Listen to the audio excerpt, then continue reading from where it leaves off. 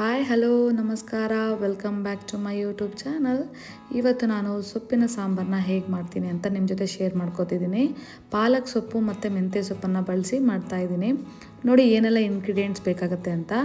ಮೊದಲಿಗೆ ಟೊಮೊಟೊ, ಹಸಿಮೆಣಸು, ಸ್ವಲ್ಪ ಬೆಳ್ಳುಳ್ಳಿ, ಪಾಲಕ್ಕು ಮತ್ತು ಮೆಂತ್ಯ ಸೊಪ್ಪು ಹಾಗೂ ಈರುಳ್ಳಿ ಇದಿಷ್ಟು ನಾನು ಕಟ್ ಮಾಡಿ ಇಟ್ಕೊಂಡಿದ್ದೀನಿ. ಸ್ವಲ್ಪ ತೊಗರಿಬೇಳೆ ಹಾಗೂ ಹೆಸರು ಕಾಳನ್ನು ತೊಗೊಂಡಿದ್ದೀನಿ, ವಾಶ್ ಮಾಡಿ ಇಟ್ಕೊಂಡಿದ್ದೀನಿ. ಕುಕ್ಕರನ್ನು ತೊಗೊಂಡ್ಬಿಟ್ಟು ಅದಕ್ಕೆ ನಾನು ಸೊಪ್ಪನ್ನು ಹಾಕ್ತಾಯಿದ್ದೀನಿ. ಕಟ್ ಮಾಡಿ ಇಟ್ಕೊಂಡಿರೋಂಥ ಈರುಳ್ಳಿ ಕೂಡ ಹಾಕ್ತಾಯಿದ್ದೀನಿ, ಹಸಿಮೆಣಸು ಹಾಗೂ ಟೊಮೊಟೊ. ಇದನ್ನು ಖಾರದ ಪುಡಿ ಸಹಿತ ನಾವು ಬಳಸಿ ಮಾಡ್ಬೋದು. ಬೆಳ್ಳುಳ್ಳಿ, ಸ್ವಲ್ಪ ಬೇಳೆ, ಹೆಸರು ಕಾಳನ್ನು ಹಾಕಿ ಹಾಗೆ ನಾನು ನೀರನ್ನು ಸೇರಿಸ್ತಾ ಇದ್ದೀನಿ.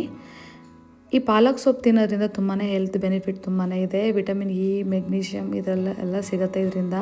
ಸೊ ಆದಷ್ಟು ಸೊಪ್ಪಿನ ಸಾಂಬಾರು, ತರಕಾರಿ ಈ ಥರ ತಿನ್ನೋದಕ್ಕೆ ಅಭ್ಯಾಸ ಮಾಡ್ಕೊಳ್ಳಿ. ಸ್ವಲ್ಪ ಅರಿಶಿನ ಪುಡಿ, ಕಲ್ಲುಪ್ಪು, ಒಂದು ಸ್ವಲ್ಪ ಹುಣಸೆ ಹಣ್ಣು ಸೇರಿಸಿ ನಾನು ಲಿಡ್ನ ಕ್ಲೋಸ್ ಮಾಡ್ತಾಯಿದ್ದೀನಿ. 1 to 2 ವಿಷಲ್ನ ನಾವು ಮಾಡ್ಕೋಬೇಕಾಗತ್ತೆ. ವಿಷಲ್ ಬಂದ ನಂತರ ನಾನು ಲಿಡ್ನ ಓಪನ್ ಮಾಡ್ತಾಯಿದ್ದೀನಿ. ಬೇಳೆ ಸೊಪ್ಪು ಎಲ್ಲ ಬೆಂದಿದೆ. ಸೊ ನಾನು ಈಗೇನು ಮಾಡ್ತಾಯಿದ್ದೀನಿ ಅಂದರೆ ನೀರನ್ನು ಸಪ್ರೇಟ್ ತೆಗಿತಾ ಇದ್ದೀನಿ, ಸೊಪ್ಪು ಬೇಯಿಸಿಟ್ಕೊಂಡಿರೋಂಥ ನೀರನ್ನು. ಯಾಕೆ ಅಂದರೆ ಸೊಪ್ಪು ನಾವು ಮಸಿಬೇಕಾಗತ್ತೆ, ಸೊ ಅದಕ್ಕೋಸ್ಕರ. ಇದಕ್ಕೆ ಸ್ವಲ್ಪ ನಾನು ಧನಿಯಾ ಪೌಡರ್, ಮನೆಯಲ್ಲೇ ಮಾಡಿರೋವಂಥ ಧನಿಯಾ ಪೌಡರ್ನ ಬಳಸಿ ಮಾಡ್ತಾಯಿದ್ದೀನಿ.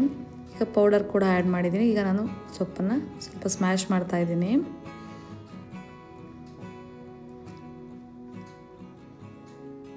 ಚೆನ್ನಾಗಿ ಸ್ಮ್ಯಾಶ್ ಮಾಡ್ಕೋಬೇಕಾಗತ್ತೆ. ಇದಕ್ಕೆ ನಾನು ಬೇಯಿಸಿಟ್ಕೊಂಡಿದ್ನಲ್ಲ ಆ ನೀರನ್ನು ಮಿಕ್ಸ್ ಮಾಡ್ತಾಯಿದ್ದೀನಿ. ನಾನು ಇಲ್ಲಿ ಈರುಳ್ಳಿ ಮತ್ತು ಕರಿಬೇವು, ಒಣಮೆಣಸಿನ್ಕಾಯಿನ ಒಗ್ಗರಣೆಗೆ ರೆಡಿ ಮಾಡ್ಕೊಂಡಿದ್ದೀನಿ. ಒಂದು ಪ್ಯಾನ್ ಇಟ್ಕೊಂಡು ಅದಕ್ಕೆ ಎಣ್ಣೆ, ಸಾಸಿವೆ, ಜೀರಿಗೆ, ಒಣಮೆಣಸು, ಕರಿಬೇವು, ಈರುಳ್ಳಿ ಇದಿಷ್ಟು ಹಾಕಿ ನಾನು ಒಗ್ಗರಣೆ ರೆಡಿ ಮಾಡ್ಕೊತಿದ್ದೀನಿ. ಅದಾದ ನಂತರ ನಾನು ಸಾಂಬಾರಿಗೆ ಮಿಕ್ಸ್ ಮಾಡಿಬಿಟ್ಟು ಚೆನ್ನಾಗಿ ಸಾಂಬಾರನ್ನ ಕೂದಿಸ್ಕೋಬೇಕಾಗತ್ತೆ ಒಂದು 15 ಮಿನಿಟ್ಸ್ ನಾವು. ಅದಾದ ನಂತರ ಪಾಲಕ್ ಸೊಪ್ಪು ಸಾಂಬಾರು ರೆಡಿ. ಅನ್ನ ಜೊತೆ, ಮುದ್ದೆ ಜೊತೆ ತುಂಬಾ ಚೆನ್ನಾಗಿರುತ್ತೆ. ಟ್ರೈ ಮಾಡಿ. Thank you.